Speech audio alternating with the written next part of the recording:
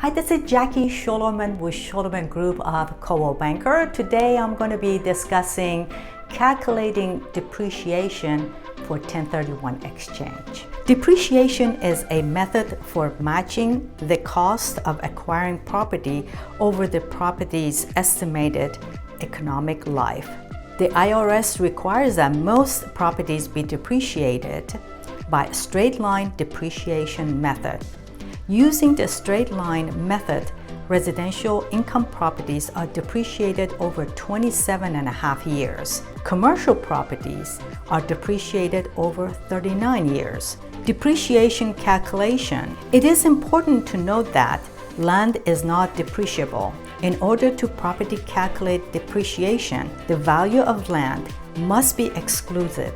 For example, if a $1 million duplex with land worth $300,000, $700,000 worth of depreciable real estate. Using the straight line depreciation method, the annual depreciation amount is approximately $25,500, which is taking $700,000, dividing it by 27 and a half. The IRS would typically not challenge the assessment of the land value if it's reasonable. A tax advisor, attorney, or real estate agent should be able to provide guidance for what is reasonable based on location and type of the land. Depreciation is an intangible expense that will reduce the reportable taxable income from the property. This is good because the end result is more money in our pocket and less tax to IRS. The yearly rental income from the example duplex is $36,000. At the end of the year, this will have to be reported to the IRS. However, the IRS does not tax the entire $36,000.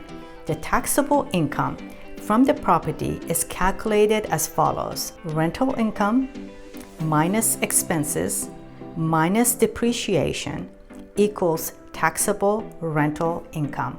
Please always seek the guidance of a tax advisor.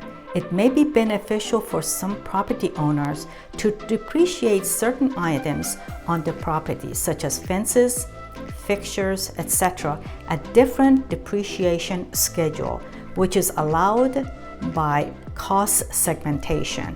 Upon the sale of an investment property, the IRS requires the payment of a depreciation recapture tax. The tax rate is currently at 25%. In the example that we discussed, if the duplex was owned for 10 years, the entire depreciation taken on the property would amount to $255,000, which is $25,500 times 10 years. The IRS requires a recapture tax on that entire amount. Hence, the sale of the duplex will result in a $63,750 depreciation recapture tax, which is $255,000 times 25%. This is in addition to state and federal capital gains tax. The depreciation recapture tax, as well as any associated capital gains taxes, can be deferred in full by doing a 1031 exchange.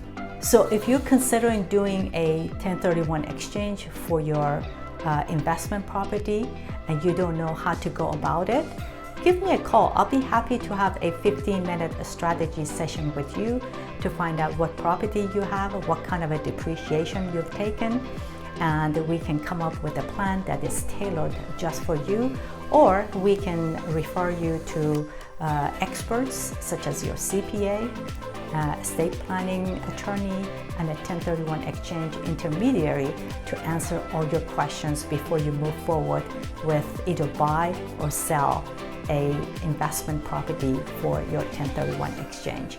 I look forward to speaking to you.